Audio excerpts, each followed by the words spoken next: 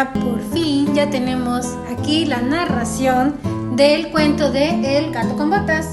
Así que ponte cómodo, déjate llevar por la imaginación y disfruta de este cuento, pero sobre todo aprende mucho de él.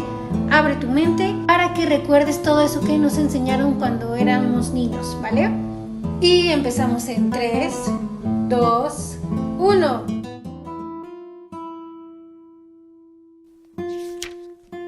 El gato con botas.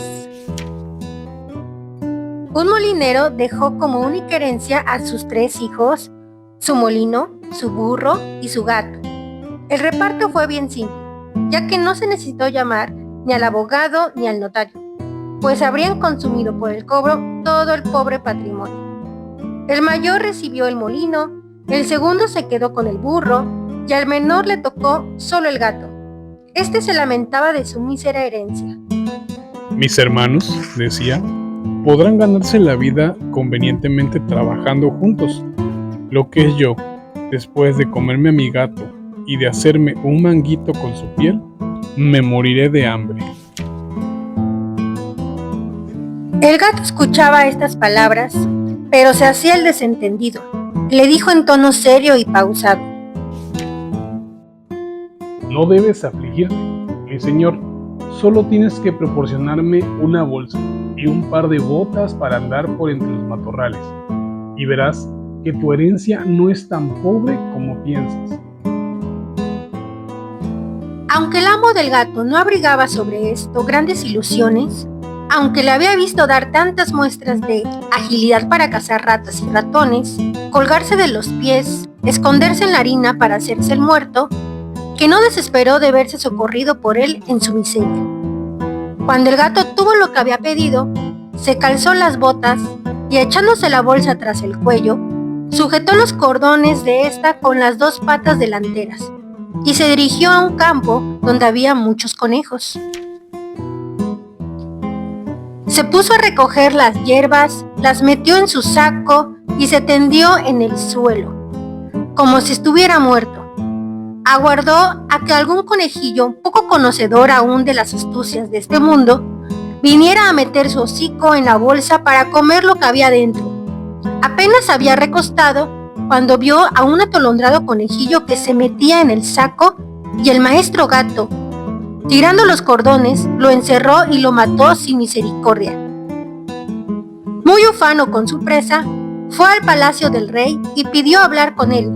Lo hicieron subir a los aposentos de su majestad, donde, al entrar, hizo una gran reverencia ante el rey y le dijo: He aquí, majestad, un conejo de campo que el señor Marqués de Carabás, que era el nombre que inventó para su amo, me ha encargado obsequiarle de su parte. Dile a tu amo, respondió el rey, que le doy las gracias y que me agrada mucho. En otra ocasión se ocultó en un trigal, dejando siempre su saco abierto, y cuando en él entraron 2 perdices, tiró los cordones y las cazó. Fue enseguida a ofrecerlas al rey, tal como lo había hecho con el conejo de campo. El rey recibió con agrado las 2 perdices y ordenó que le diesen de beber. El gato continuó durante 2 o 3 meses, llevando al rey obsequios de parte de su amo. Un día supo que el rey iría a pasear a orillas del río con su hija, la más hermosa princesa del mundo, y le dijo a su amo: Si sigues mis consejos, tu fortuna será asegurada. Tienes que bañarte en el río, en el sitio que te mostraré, y enseguida yo haré lo demás. El marqués de Carabás hizo lo que su gato le aconsejó, sin saber de qué serviría. Mientras estaba bañando, el rey pasó por ahí, y el gato se puso a gritar con todas sus fuerzas: ¡Socorro! ¡Socorro! El señor Marqués de Carabás se está ahogando. Al oír el grito, el rey asomó la cabeza por la portezuela y, reconociendo al gato, que tantas veces le había llevado obsequios, ordenó a sus guardias que acudieran rápidamente a socorrer al Marqués de Carabás. Mientras sacaban del río al pobre marqués, el gato se acercó a la carroza y le dijo al rey que cuando su amo se estaba bañando, unos ladrones se llevaron sus ropas, a pesar de que él, al verlos, gritó con todas sus fuerzas: ¡Auxilio! ¡Ladrones! ¡Auxilio! El pícaro del gato las había escondido debajo de una enorme piedra. El rey ordenó de inmediato a los encargados de su guardarropa que fuesen en busca de sus más bellas vestiduras para el señor marqués de Carabás. El rey le hizo 1000 atenciones y como el hermoso traje que le acababan de dar realzaba su figura, ya que era puesto y bien formado, la hija del rey lo encontró de su agrado. Bastó que el marqués de Carabás le dirigiera 2 o 3 miradas sumamente respetuosas y algo tiernas, y ella quedó locamente enamorada. El rey quiso que subiera a su carroza y lo acompañara en el paseo. El gato, encantado al ver que su proyecto empezaba a resultar, se adelantó y habiendo encontrado a unos campesinos que segaban un prado, les dijo: Buenas, segadores. Si no dicen al rey que el prado que están segando es del marqués de Carabás, los haré picadillo como carne de budín. Cuando el rey preguntó a los segadores de quién era ese prado que estaban segando, Es el señor marqués de Carabás. dijeron a una sola voz, puesto que la amenaza del gato los había asustado. Tienes aquí una hermosa herencia, dijo el rey al marqués de Carabás.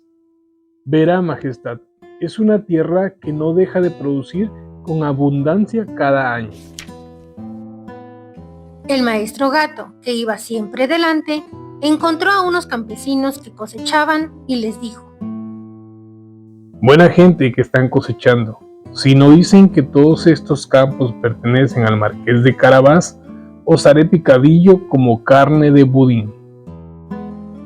El rey pasó momentos después. Quiso saber a quién pertenecían los campos que veía. Son del señor marqués de Carabás, contestaron los campesinos, y el rey nuevamente se alegró con el marqués. El gato que iba delante de la carroza decía siempre lo mismo a todos cuantos encontraba, y el rey estaba muy asombrado de las riquezas del señor marqués de Carabás. El maestro gato llegó finalmente ante un hermoso castillo, cuyo dueño era un ogro, el más rico que jamás hubiera visto, pues todas las tierras por donde habían pasado eran dependientes de este castillo. El gato, que tuvo la precaución de informarse acerca de quién era este ogro y de lo que sabía hacer, pidió hablar con él, diciendo que no había querido pasar tan cerca de su castillo sin tener el honor de hacerle la reverencia. El ogro lo recibió en la forma más cortés que puede hacerlo un ogro y lo invitó a descansar. Me han asegurado, dijo el gato, que tienes el don de convertirte en cualquier clase de animal, que puedes, por ejemplo, transformarte en león, en elefante. Es cierto, respondió el ogro con brusquedad, y para demostrártelo verás cómo me convierto en león. El gato se asustó tanto al ver un león delante de él que en un santiamén se trepó en las canaletas, no sin pena ni riesgo a causa de las botas que nada servían para andar por las tejas. Algún rato después, viendo que el ogro había recuperado su forma primitiva, el gato bajó y confesó que había tenido mucho miedo. Además, me han asegurado, dijo el gato, pero no puedo creerlo, que también tienes el poder de adquirir la forma del más pequeño animalillo. Por ejemplo, que puedes convertirte en un ratón, en una rata. Te confieso que eso me parece imposible. ¿Imposible?, repuso el ogro. Ya verás. Y al mismo tiempo en que dijo eso, se transformó en una rata que se puso a correr por el piso. Apenas la vio, el gato se echó encima de ella y se la comió. Entretanto, el rey, que al pasar vio el hermoso castillo del ogro, quiso entrar. El gato, al oír el ruido del carruaje que atravesaba el puente levadizo, corrió y le dijo al rey: Vuestra Majestad, sea bienvenido al castillo del señor Marqués de Carabás. Como señor Marqués, exclamó el rey, este castillo también os pertenece. Nada hay más bello que este patio y todos estos edificios que lo rodean. Veamos el interior, por favor.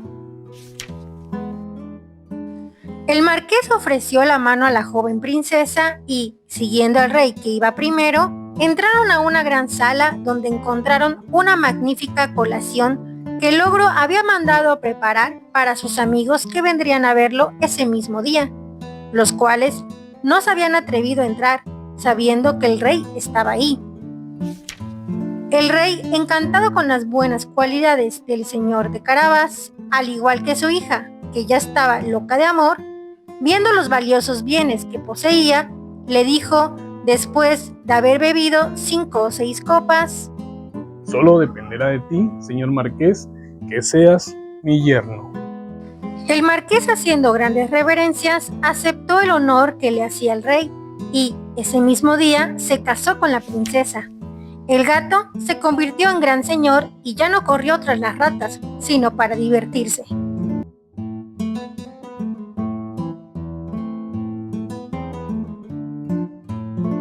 Gracias al ingeniero Mónica y a todos los que han estado esperando este cuento.